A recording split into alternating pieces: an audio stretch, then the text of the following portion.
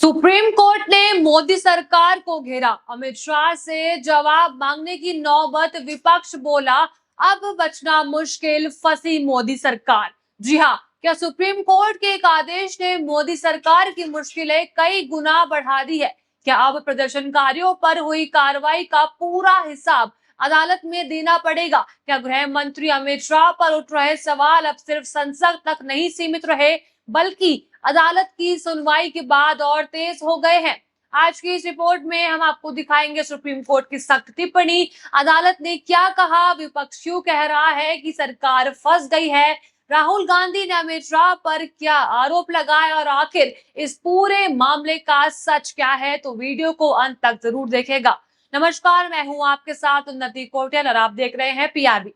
Report शुरू करने से पहले न डाल लेते हैं हेडलाइंस की ओर। पहली हेडलाइन आपकी स्क्रीन पर है। सुप्रीम कोर्ट बोला नाबालिग प्रदर्शनकारियों को तुरंत रिहा करे, छात्रों का आंदोलन शांतिपूर्ण था, जरूरत से ज्यादा बल प्रयोग करने वालों पर कार्रवाई हो। दूसरी हेडलाइन है सीजेपी प्रदर्शनकारियों के खिलाफ कार्रवाई पर एससी ने लगाई रोक, किसी भी राज्य में एक्शन नहीं होगा। दोस्तों, देश की सबसे बड़ी अदालत से आज एक ऐसा आदेश आया है जिसने सियासी गलियारों में हलचल मचा दी है। सवाल सिर्फ एक प्रदर्शन का नहीं है, सवाल है देश के हर नागरिक के उस अधिकार का जिसमें वे अपनी बात शांतिपूर्ण तरीके से सरकार तक पहुंचा सकता है। सुप्रीम कोर्ट ने प्रदर्शनकारियों पर कार्रवाई को लेकर सख्त रुख दिखाया है। कई राज्यों में जवाब मांगा गया है। पुलिस कार्रवाई, लाठीचार्ज, गिरफ्तारी को लेकर अदालत ने गंभीर सवाल खड़े कर दिए हैं, क्योंकि इस पूरे मामले में एक तरफ सरकार और पुलिस की कार्रवाई पर सवाल उठ रहे हैं, तो दूसरी ही तरफ आरोप है कि कुछ जगहों पर प्रदर्शन के दौरान हिंसा भी हुई है। यानी मामला सिर्फ राजनीति का नहीं है, मामला है संविधान में दिए गए अधिकार और कानून व्यवस्था के बीच संतुलन का।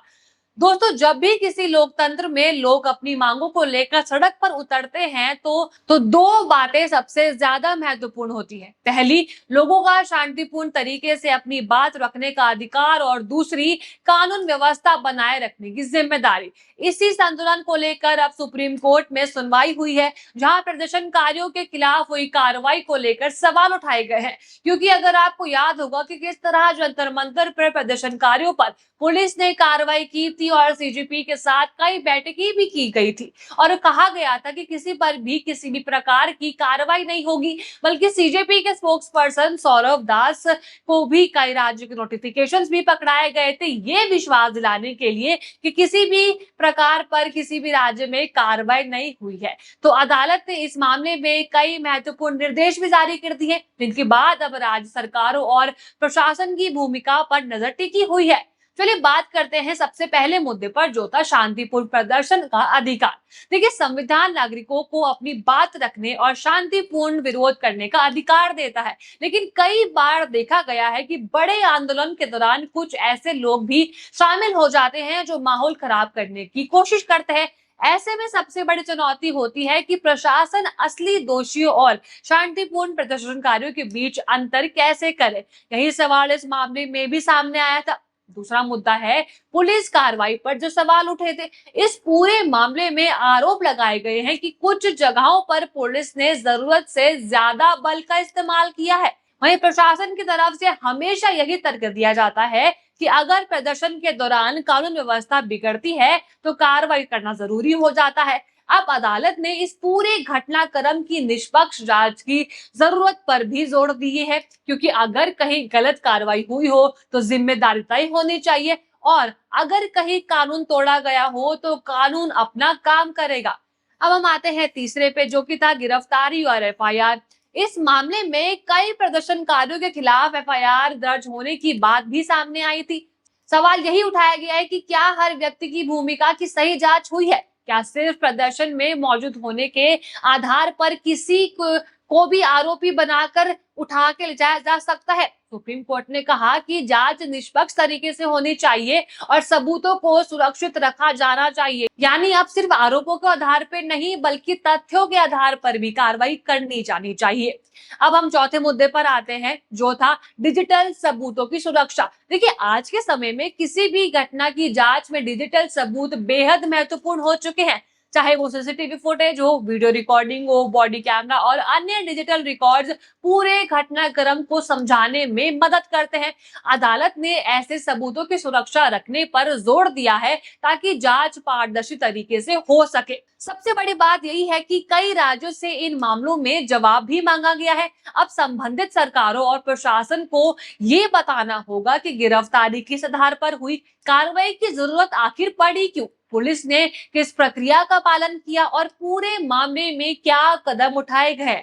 और ये सभी सवाल इसलिए भी उठाए जा रहे हैं क्योंकि अमित शाह आजकल सदन में आ ही नहीं रहे हैं।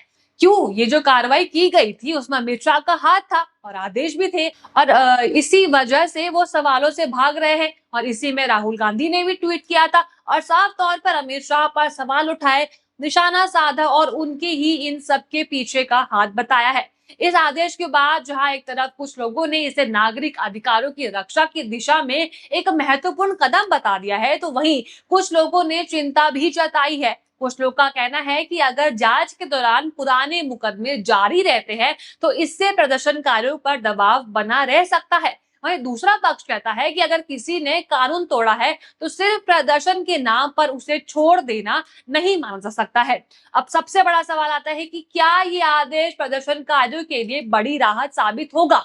क्या पुलिस कार्रवाई के तरीके में बदलाव आएगा या फिर आगे की जांच के बाद तस्वीरें और साफ होगी? क्योंकि लोकतंत्र में विरोध की आवाज भी जरूरी है और कानून व्यवस्था भी। दोनों के बीच संतुलन बनाना ही किसी भी लोकतांत्रिक व्यवस्था की सबसे बड़ी परीक्षा होती है। अब आपको क्या लगता है कि क्या शांतिपूर्ण प्रदर्शन करने वालों को ज्यादा सुरक्षा मिलनी चाहिए या फिर कानून तोड़ने वालों पर सख्त कार्रवाई जरूरी है? आपको जो भी लगता है अपनी राय कमेंट बॉक्स जरूर बताइएगा। और अगर आपको वीडियो अच्छी लगी हो तो लाइक करें, शेयर करें और बने रहिए पीआरबी के साथ। धन्यवाद।